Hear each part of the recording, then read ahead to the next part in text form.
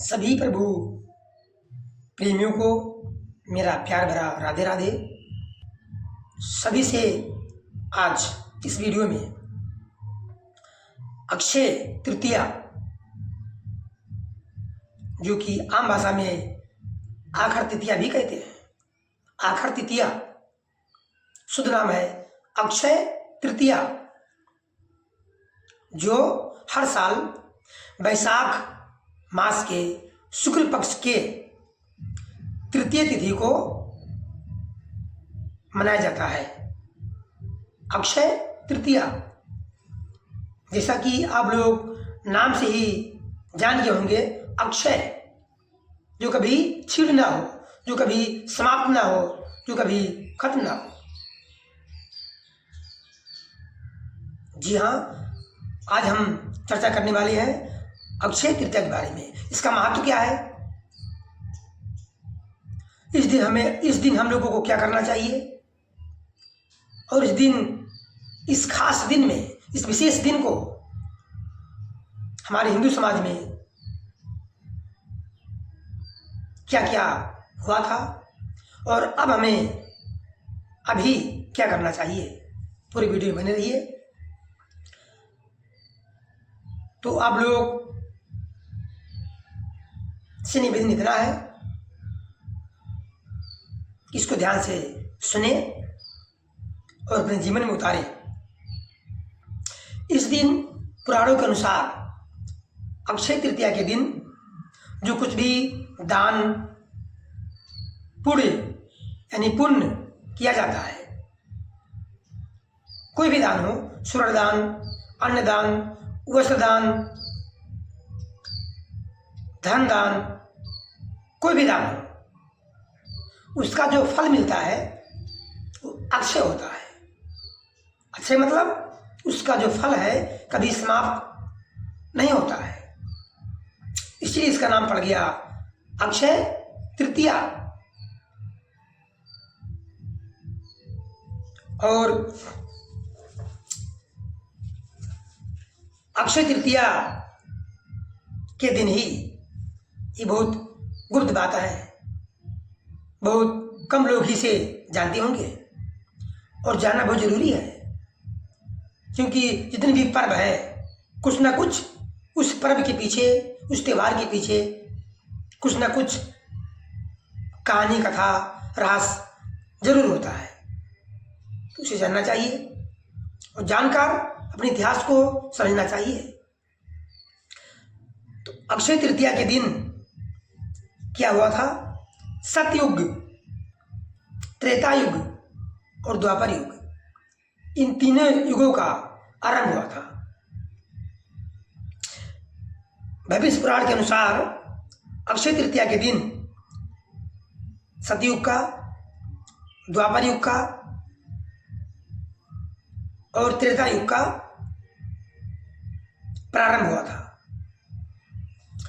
पहली बात। दूसरी बात, गंगा का अवतरण, यानी गंगा का भागीरथी के अथक प्रयास के द्वारा गंगा जी पृथ्वी पर आई थी। वो दिन कौन सा था, अक्षय तृतीया का दिन था। और भगवान परशुराम का अवतार भी अक्षय तृतीया के दिन ही हुआ था। इस बात को आप लोग ध्यान से समझिए, याद करिए, जानिए, क्योंकि जानना बहुत जरूरी है। भगवान विष्णु के 24 अवतारों में भगवान परशुराम, नर नारायण एवं हयग्रीव भगवान का अक्षय तृतीया के दिन इस धरा पर, इस पृथ्वी पर अवतार हुआ था। परशुराम भगवान, नर नारायण भगवान और हयग्रीव भगवान,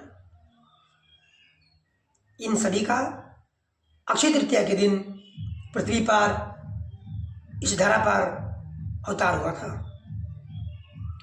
और अगली बात, तीर्थ स्थल बद्रीनारायण, बद्रीधाम के पट, बद्रीधाम मंदिर का जो पट है, दरवाजा है, वो अक्षय तृतीया के दिन ही खुलता है। अर्थात साल में एक बार अक्षय तृतीया के दिन खुलता है। एक बात आप लोग जान लीजिए कि अक्षय तृतीया का पर्व कल यानी 30 अप्रैल 2025 को है, दिन बुधवार। और वृंदावन के बांके बिहारी लाल के चरण दर्शन केवल अक्षय तृतीया के दिन ही होते हैं। बाकी साल भर उनका चरण कमल ढका रहता है किसी विशेष प्रधान से। केवल वैशाख मास के शुक्ल पक्ष, वैशाख मास के शुक्ल पक्ष अक्षय तृतीया के दिन वृंदावन के बांके बिहारी लाल के चरण दर्शन होते हैं। किस दिन होते हैं? अक्षय तृतीया के दिन। बाकी साल भर उनका चरण ढका रहता है।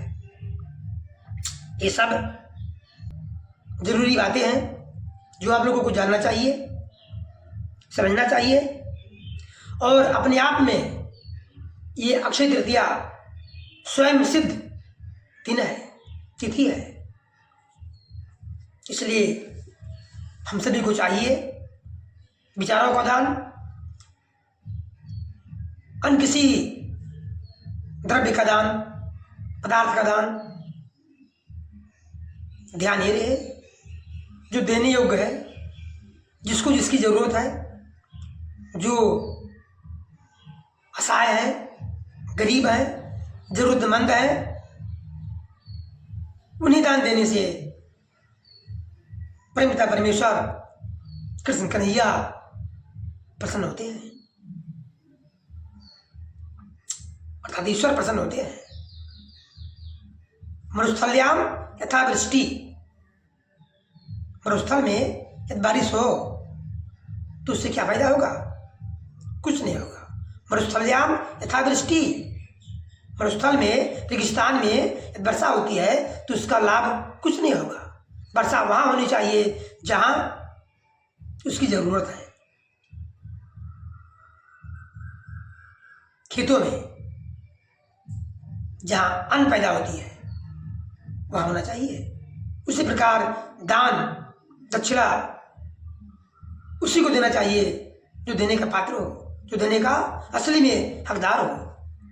तो कुल मिला के बात यह है कि अक्षय नवमी के दिन आप लोग यथाशक्ति अनुसार दान दक्षिणा कर सकते हैं।